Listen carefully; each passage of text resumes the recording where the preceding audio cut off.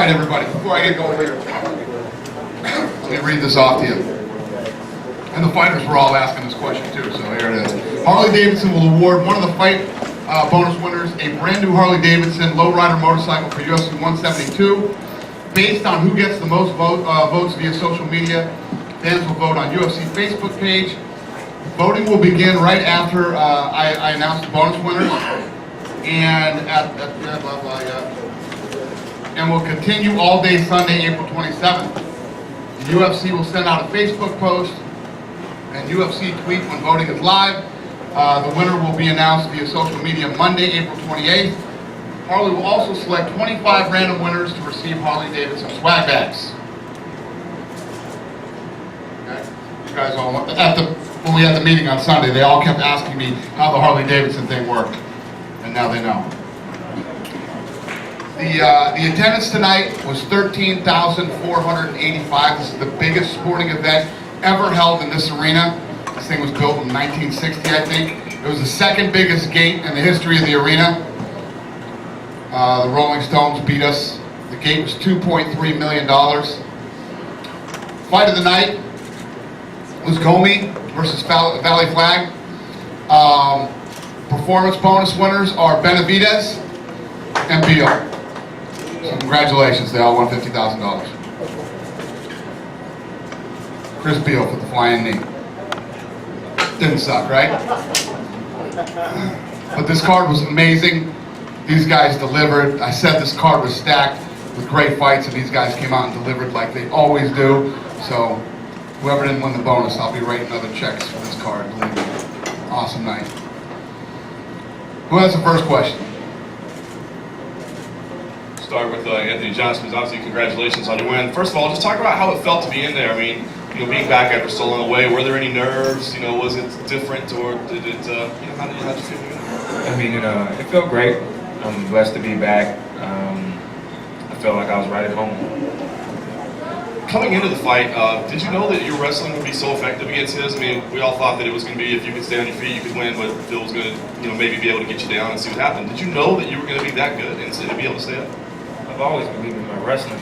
We just never got to see it because I was always knocking people out.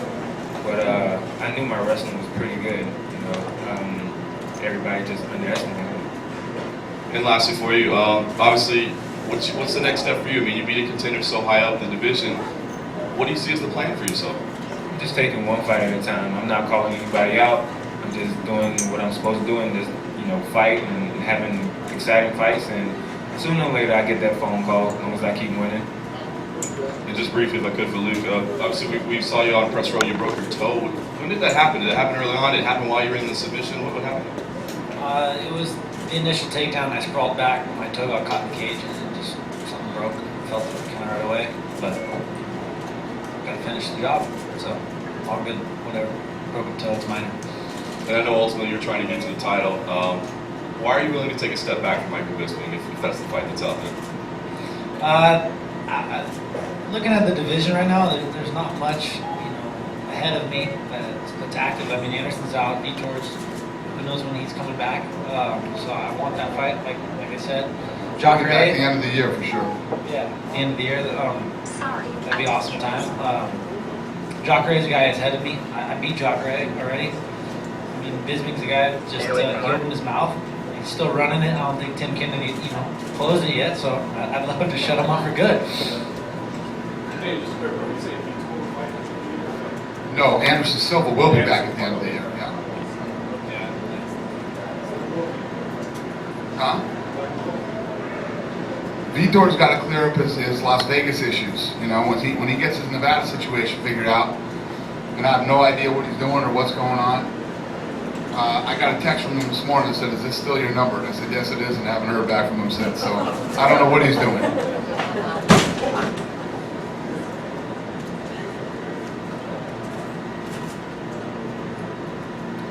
Next question? No questions?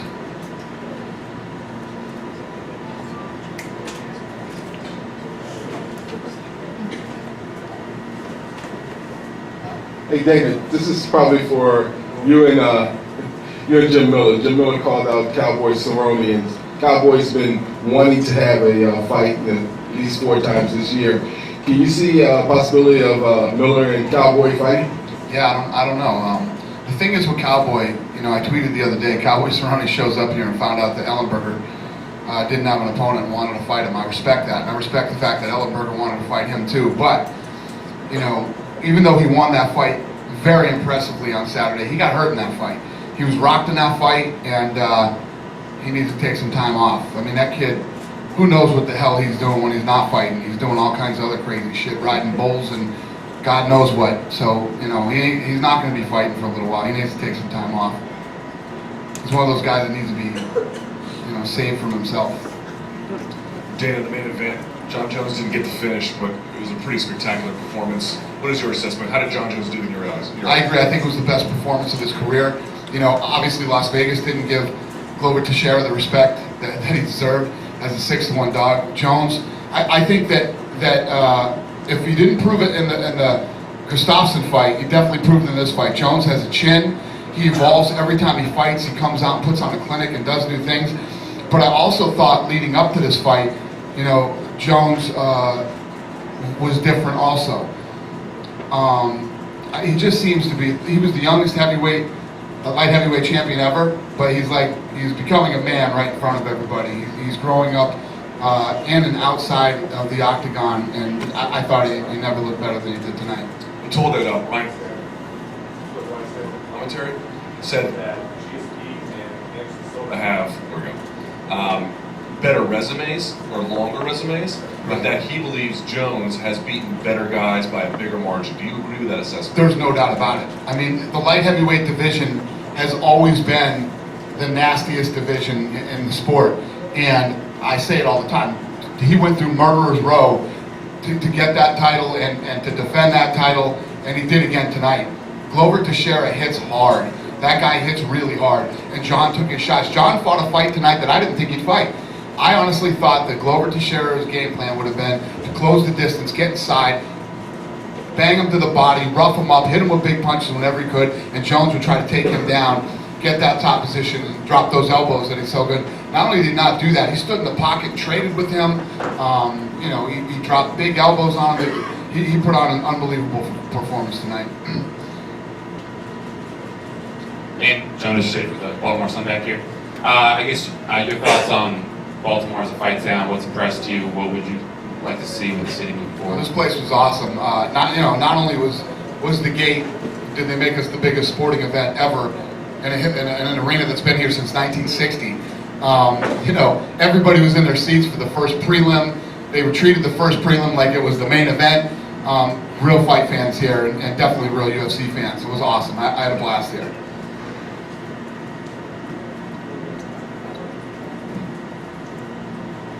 For Luke, was the Bermuda Triangle a matter of positioning or control, or did you think you might finish it that way? You got to get the right angle on it if you're going to finish it just with the triangle itself. But for the most part, it's always a 2-on-1 situation with the arm. So I look to finish with the Kimura every time. That's a submission I do daily. It's pretty much one of my main submissions. That the guillotine, you go back and forth and catch people everywhere with it. So do exactly what they do. And I just got to get the right position. So got it.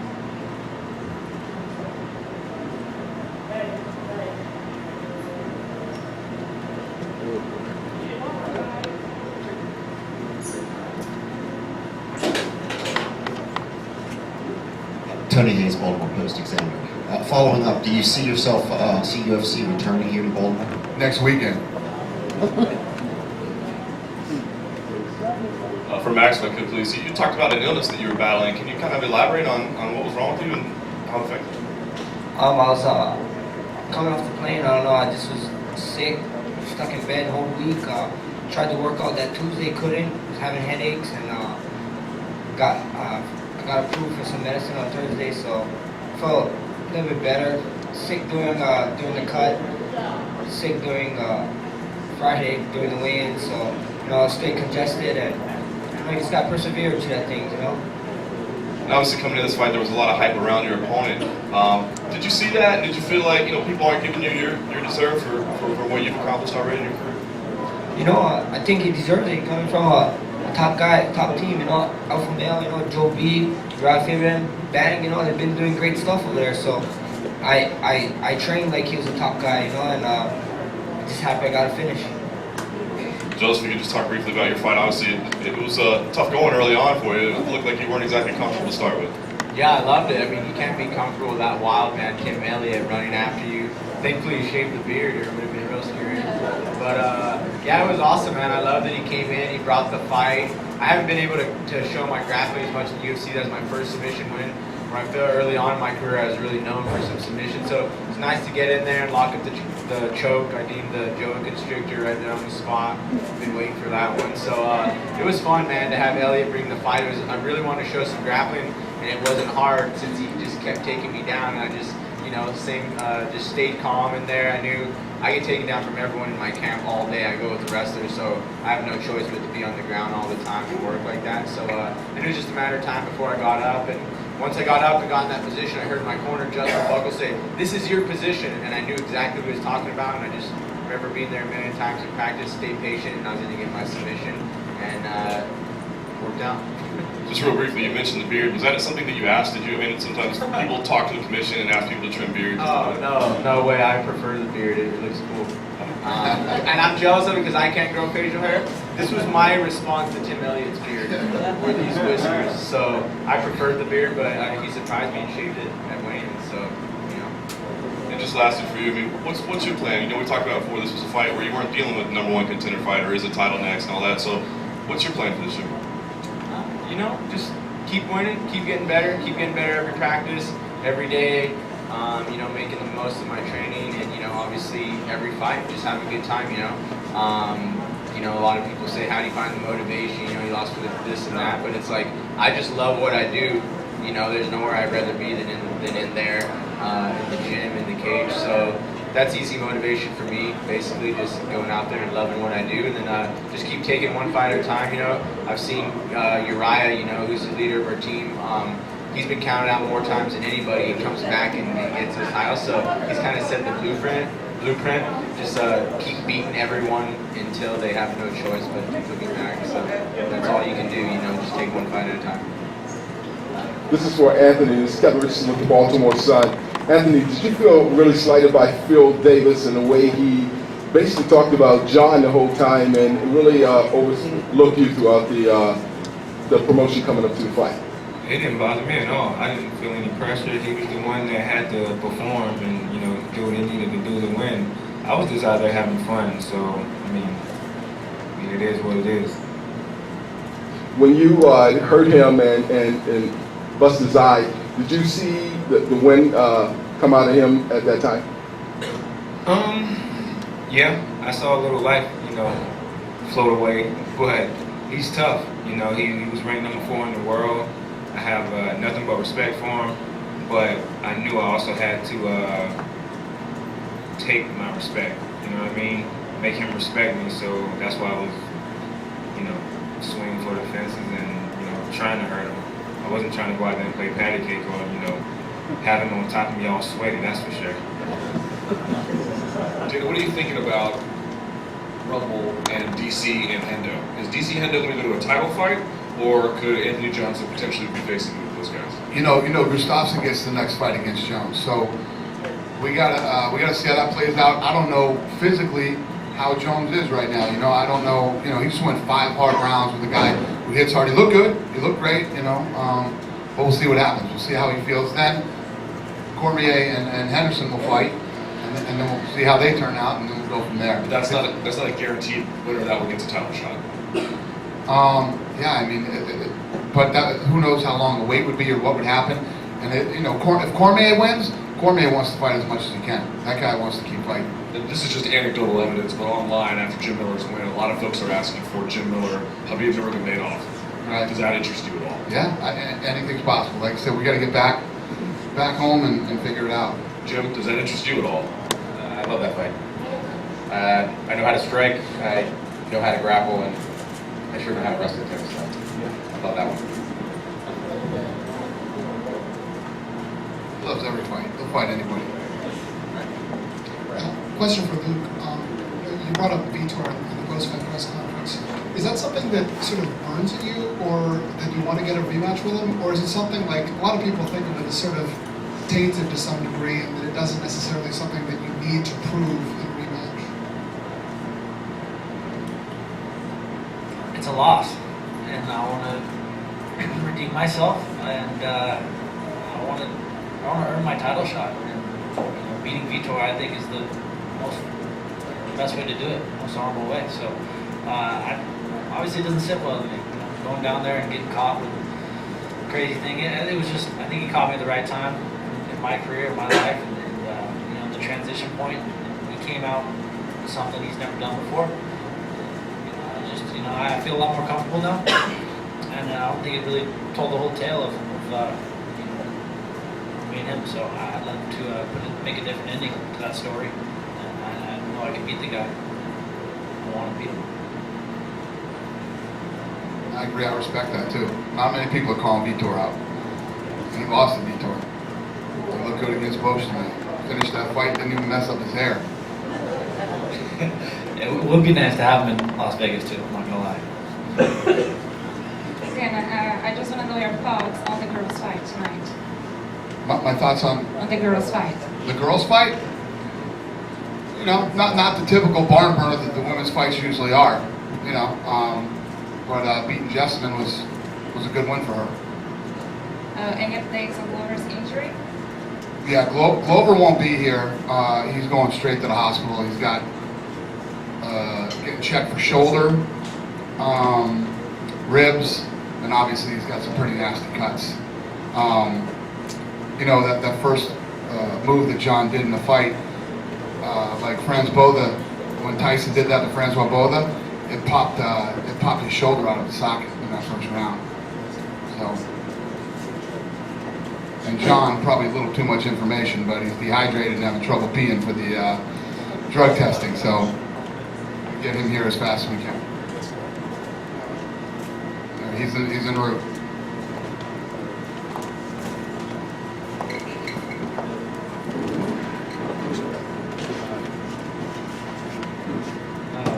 For Anthony, not long ago you were doing pretty well also as a heavyweight. Do you see yourself doing that again now? Not in the UFC. I mean, when you got guys like Kane and Fabricio Verdun and Travis Brown, Junior Dos Santos, I'm a little guy. I'm gonna stay with the medium-sized guys. At 205, those heavyweights are just too big for me. And for Dana, Charlie Brenneman, he went out on the shield, as we like to say. So, how are you feeling about him in the promotion? Hey, listen, everybody went out tonight. I knew these were great fights. I knew this card. I told all the guys that night when I saw them after the press conference. After the weigh-ins, man. I love this card. There were a lot of great fights on this card. This card was stacked from the first fight to the last.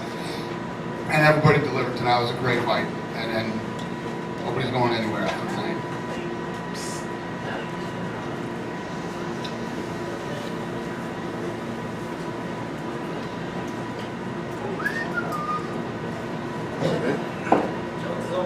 Yep, Jones is coming.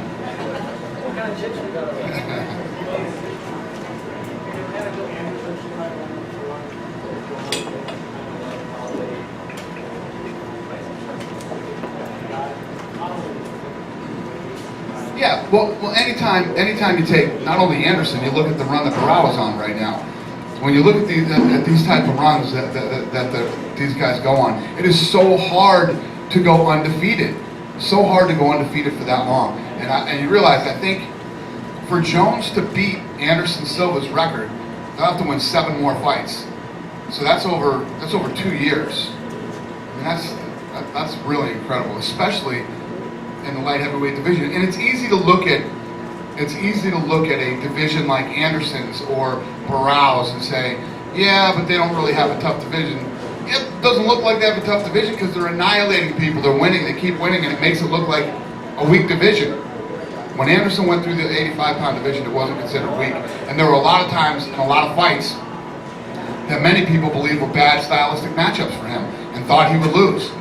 Even in the Chael Sonnen fight, he gets hammered for 4.5 rounds and still pulls out the win at the end. You know, it's hard to take it away. And then there's fights now, like people were dismissing the Gustafsson fight. Gustafsson, who the hell is this guy? Nobody's ever heard of him, and you know, Jones is going to walk right through him. Glover Teixeira is a 6-1 dog. Yeah, Jones is very, very good, but the guys that he's fighting are very, very good fighters.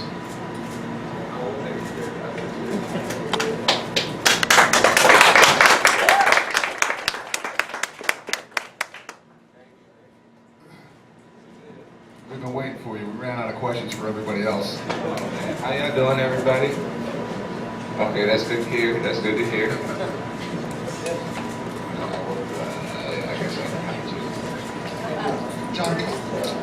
John, congratulations on the win. You've obviously been in a lot of fights where you've been ahead against very good fighters, and sometimes we see guys who are fighting to survive, and sometimes there are guys who keep trying to win. It felt like, at least to me watching it, that Glover, to the very end, was trying to finish this fight to try to beat you. Was there a difference there versus some other guys you fought over the years in terms of the drive all the way to the end? Yeah, you know, hats off to Glover. You know, he definitely fought his heart out, you know, and to the last second. I think his cardio may have given up on him a little bit. And he told me, actually, you know, his rib was hurt on his left side, and his right arm was hurt from an elbow crack that I did.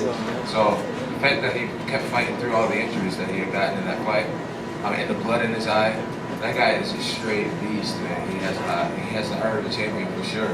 And the personality too, man. He's just such a great person. I respect him so much, and I'm glad to have fought him. John over here. John, Kevin Richardson with the Baltimore Sun. It looked like you muscled off the puck. Yes. You can't see him. I've been talking to that call now. I don't know where he is. Go ahead, talk to him. Yeah, hey John, have you ever, was that an axe kick you tried 3 times, and have you ever executed that in the octagon? Yeah, I've hit it on a lot of people in practice, but it has no power on it. So I got to keep working it. It's just one more thing to keep the guy guessing and keep him frustrated, and you know, keep me scoring. I'll try that this time. John, the overhook, that Frank Mir, Pete Williams overhook, where you guys were clinch breaking and it was like an Americana but standing.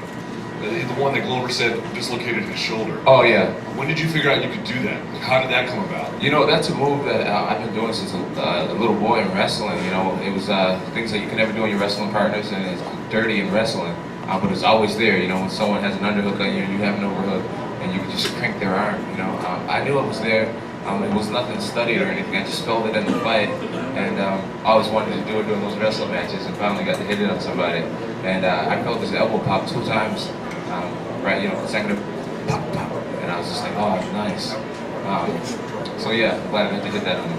And then in the clinch, there was a lot going on, obviously. There was a couple rounds there, it seemed like, from a layman's perspective, that there were some opportunities for you to throw some knees. Did you actually extend out and not throw them? Was there anything wrong with your knees, or? No, nothing wrong with my knees. I was just trying to keep pressure on him. You know, I was trying to smother him and keep as much weight on his arms as possible. You know, I knew he was starting to get tired, and for a power puncher like that to take an elbow injury on his right arm, which is his power arm, that was great points for me. And then to just keep him weighing on him. That's why I wasn't throwing elbows, because when I started throwing knees, when you throw a knee, you take the pressure and the weight off him, and to throw the knee. So I would only throw a knee when I really felt as if it was going to count, and all the rest of the time I would save my energy and continue to pressure put that weight on his arms. Was there anything else you were doing, like trying to maybe consciously try to finish him? I noticed in the 4th you came out with a lot higher pace and actually took him down. So you're going straight from ground and pound. It seemed like you were trying to turn the pace up and finish him. Is that the case? Yeah, definitely. You know, Greg Jackson and Mike Winklejohn and my coaches over at Elevate Training Center, they train us to get stronger. And I felt as if I had the better cardio. So I have a lot of pride in the 4th round and the 5th round, the championship round. Everything I do, I try to work harder in those championship rounds, whether I'm swimming or weightlifting. Whenever they tell me we're almost over, and I feel as if I have a lot of energy left, I feel like I owe it to the performance to give those last ounces of energy, and that's what I was trying to do. But with that being said, you know, I started running a little bit too, so I was just trying to be smart, but also expensive energy. Did you said this was your best performance. Do you feel it was your best performance? I felt as if I got sloppy towards the end. You know, I started getting booed for running and things like that. But you know, guys like Vladimir Matyushenko, that was a fast fight. The Chael Sonnen fight, that was a really fast fight. I feel like those are my best performances as far as being a clean performance. But to beat a guy who hasn't lost in 20 fights, I can't complain with that performance. You've had some funky luck with injuries and stuff. How are you feeling after this fight? I feel great. My left big toe is it's burning a little bit, but the doctors checked it out and they wiggled it and everything, and they said it wasn't broken or no ligaments torn, and I had to go get an X-ray within the next 3 weeks. But I feel great. You know, the lump I have is very minor, and I feel great. John, you took a lot of criticism for Gustafsson, even though you won the fight. Do you feel like this performance, you know, in any way, you know, erases the negativity people had towards you about that? Yeah, I think it would have to. You know, go to share and to the hardcore fans, man. They know how tough he is, and I definitely feel as if it gets me back on that wave about domination. And I'm happy to have all that back. Two other questions then. One, what about, you know, Dana said you're going to fight him in your next fight. How do you approach him differently? Have you thought of that at all? You know, I imagine after the first fight you thought about things maybe you would have liked to have done differently in that first one. I don't really want to talk about that kid at all. Would you say that's going to be significantly different approach from you? I'm not going to talk about him at all. No, man. I'm having a good time. I just want to fight. And what was the negativity in the first Gustafsson fight? Just people, you know, thought, you know, he lost the fight and, you know, were blasting this time around that he didn't win and Gus beat the crap. There's no way he lost that fight. And he skipped out on fighting Gus in this fight. If there was any. yeah, I feel like I won the fight fair and square. Definitely won the fight. I thought, you know, it doesn't matter what I think. And then the other question is, your boxing tonight. It seemed like you worked a lot on your boxing, and I was wondering if you felt going up against Glover that was an important part of your game that you had to work on. Yeah, I felt really great in the boxing category. I didn't work it any more than any other camp. There were just things open. You know, that close range fighting, I was more comfortable than I thought I would be, and my cardio really, I was really happy with just my focus and staying relaxed. I was starting to have fun in there, and I was just begging myself to do more and to open up more and to try new things and stuff in there. And it was great, man. I got to think clearly the whole time, and never, you know, got in that blackout mode, you know, like I did in my last fight and stuff. And I'm just really grateful for the whole thing. To follow up with John, please. I mean, you said that you made the decision to do that close range fighting, you know, kind of on the fly during the fight, but it did seem like you were very aggressive. I mean, from moment one, like you moved forward and were like ready to trade. We thought maybe you tried to want to stay outside, use your reach. Was that something that you wanted to prove that you could get in there and bang with the banger? Well, you know, I think a part of my psychology in the fight was kind of like Ali versus who did Ali fight? Where he took all those punches forever. George Farmer, the rope-a-dope, yeah. I kind of had that psychology, you know, in the fight. I was thinking, this guy's a power puncher, he's stocky, in no way he can swing with all his might for 5 rounds. So I just thought, let me stay close, let me, you know, reach out at his hands and let him, you know, punch me as much as you want, you know, just tire yourself out. And that's the way it was starting to work out. You know, I was definitely starting to have at one point you saw me just do like this, and I didn't do it because I was hurt. I was just like, inviting him, come on, please, hit me some more, you know, get yourself tired. It was great, man. It was just, I feel so good. I'm gonna have a good time tonight, guys. Well, speaking of that, you know, having a good time, I got to ask you about your walkout, because I saw a lot of people. I know you said, I don't care if I have haters. I practiced that. I know, I was going to say, I saw people on Twitter right away and say, this guy's not focused. He's in there clowning around doing the dance. So, I mean, give me your thoughts on why you said, you know, you wanted to do that tonight. You know, it was great to have the crowd on my side again. You know, it's been a long time since I had cheers, and I figured it would be that way. So I was just like, let me really embrace this and let me really give this audience some entertainment, you know, and it was just great. So I was just living it up, and I figured Ray Lewis would be there, and a lot of Ravens would be there, so I was just playing it up and practiced that dance all day today. An ace that I hear, I haven't seen it yet. Ray was happy, and yeah, I'm happy. That's awesome. Hey, last question for you. I mean, obviously you got to heal up, you got to take some time off. But coming in, do you have an idea right now, like when you'd like to fight again? Like if everything works out perfect, like when you would like to fight? Yeah, I have no clue when I'd like to fight again. I'm not really thinking about the future at this point. I just want to live in the moment right now. Just be grateful for what's happening right now. For John over here, this is a two-parter. The first part is, did you feel like that was the kind of performance that you needed to get people to stop talking about the last fight and kind of focus on what you're doing now? Was that the kind of performance you envisioned having to make that talk end? Yeah, I envisioned having a dominant performance, but like I said, with that last fight looking the way it was, I wasn't sure what type of performance I was going to have. I believe that when you have a gift, sometimes you're not always in control of your gift, and you can call it mojo or whatnot. So I was hoping that it was back and that I would perform at that high level that I knew I was capable of doing, but I didn't know what to expect. I just trained my tail off, and I feel as if the gift was there tonight. That would met me halfway with that hard work, so I was so grateful. And yeah, I'm really happy. Really happy about it. I know I keep saying that I'm really happy at the end, but I'm really happy. So. Because that fight. Because how happy? Dance with me, look. Who's happy? Who's happy? I'm happy. Phil Davis isn't happy. I'm happy. Yes, pregnant. Yes.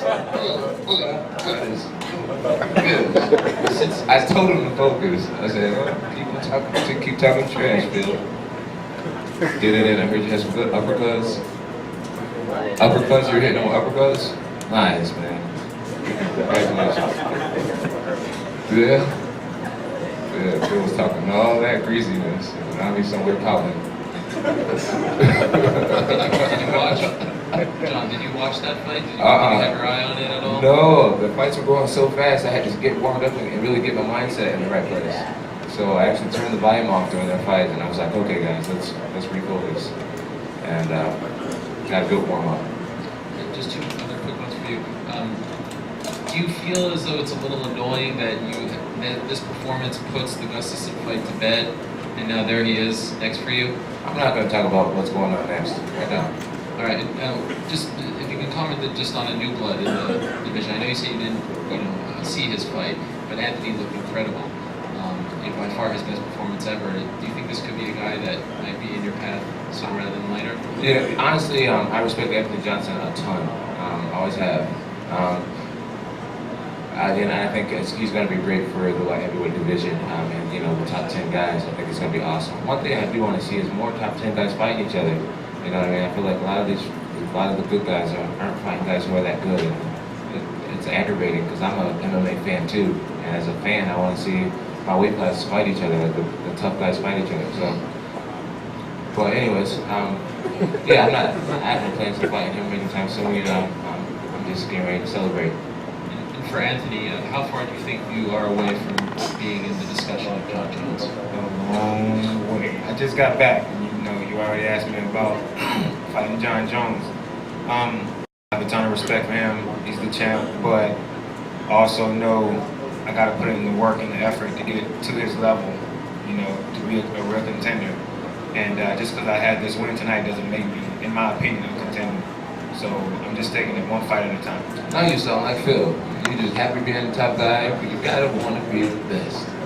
Like Dana said, Phil's happy being top 4. Hey John, what you trying to say, Jones? Hey John, you mentioned the cheers that you got.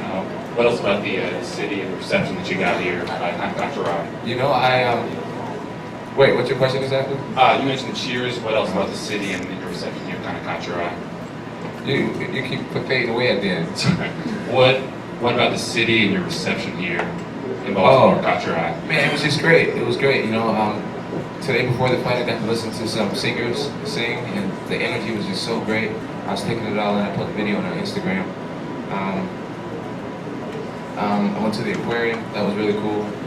Just the people of Baltimore, they still love Arthur and they still respect him a lot. Arthur gets a great reception here, and it's great to see that even though he went to the worst team he could have went to, being a former Raven, going to Baltimore, they still respect him here, and I think that's great. You know, he did win the Super Bowl and got a sack in that Super Bowl, and it's just great to see that the love is still there.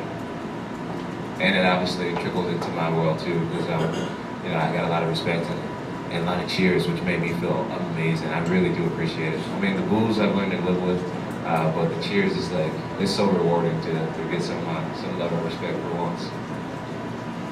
Question for you. Is John the first guy to request to you that his opponent be randomly drug tested? No, I don't know. I don't think so. GSP did, right? Well, I think he was inquiring, if I'm not mistaken, he was inquiring about maybe doing the VADA test or the testing at the VADA. Yeah, you're right. He wanted to do it, and then he said, well, if I'm doing it, he should do it too. What went through your mind when he made that request? Was it somebody who was open to it? Or? Yeah, he picked up the phone and called Glover, and Glover said, "They come test me today." Do you anticipate that happening more often in the future? You know, main event guys? I told you guys, man. I mean, this is how it happens. I'll give you an example. Maybe John Jones thought that he was using something, right? Maybe John Jones thought that he was. They said, "Oh, want to have him tested? We have him tested." I mean, guys are pointing the fingers all the time around here. Media guys, other guys. He wanted to do it. He got him tested. He was clean. And Lorenzo talked about increased random testing and you guys paying for it. Do you have any idea how long that'll... Lorenzo talked about that. And then Lorenzo just told me the other day that one of the tests that we just did, I can't remember who we're doing it on, was 45 grand. The bill came back and it was $45,000. So is that going to curtail it, or? Yeah, it's going to definitely put a dent in it. Okay? Definitely going to dent it a little bit. That's big money, man. You can't keep spending 45 grand to test guys. For testing for one fight, costs 45. Ask Lorenzo. So two guys. Yeah, two guys, exactly. So maybe only then for the big fights. Then. Is that fair to assume? Or what you do is you start a bidding war between companies who want to get the business and do it, and see how far we can knock that number down. Yeah. Well, we got fucked then. Yeah. Actually, well, let's talk about Phil Davis. Dana, over here, to your left, in front. Yep. Sorry. What did you see when you saw that Phil Davis performance? What's that? The Phil Davis. Well, I said it 2 weeks ago. I said Phil Davis doesn't seem like a guy who has that. I didn't say that about Phil Davis because I don't like Phil Davis. He's a great guy. You know, he's a great athlete and everything else. He just didn't seem like he had that desire to get out there and fight the best guys in the world, even though he's ranked number 4. I just never felt that from the guy. He's a really nice guy. There's times where we pick up the phone and have to call people and say, hey, do you want this opportunity? And it's very rare that guys don't jump at opportunities. Do you think from a skill set standpoint, he has made enough progress year over year here? Or do you believe is the issue desire, or is it a skill deficiency? I don't know. That's a good question, but I think one, goes hand in hand with the other. You're super motivated to win that title. You keep working on the other skills that you're lacking in, or are you content with just cruising and doing what you do with what you got? You know what I mean? And you saw it tonight that when he went in there with Anthony, and when he couldn't take him down, he was in big trouble, like a jiu-jitsu guy from '93. You know what I mean? Or a wrestler. He had a hard time. I'll take one more question, if there is one. This is a question for John Jones. I noticed when you walked in, you had a bandage on your arm. Was that the post-fight blood test? Yep, I just had to do blood and urine. They ended up testing me 4 times this camp. Yep. I'm wondering, and I don't know if you know, Dana, is this the first time there's been a post-fight blood test? I don't know. In the UFC, I mean, no commissions have ever done blood testing. I think there has been blood testing before. Okay. Yeah. That's the thing. I was answering questions the other day. Mark Ratner handles all that stuff. He's the guy I talk to about it. I've taken urine tests before after a fight, but never blood. Took blood and urine just now. I guess I started the whole thing with requesting it, and they just went ham on me. Just kept coming back. So. That's what happens when you ask to be drug tested. They drug test the shit out of you. Yeah. I said, okay, we'll drug test you, all right. You got anything else to say? Hey, I just want to say thank you guys so much for being here, for covering the whole situation. I'm very proud tonight, and thanks for everything, everyone. Thank you guys. Thanks, Baltimore. You guys were awesome.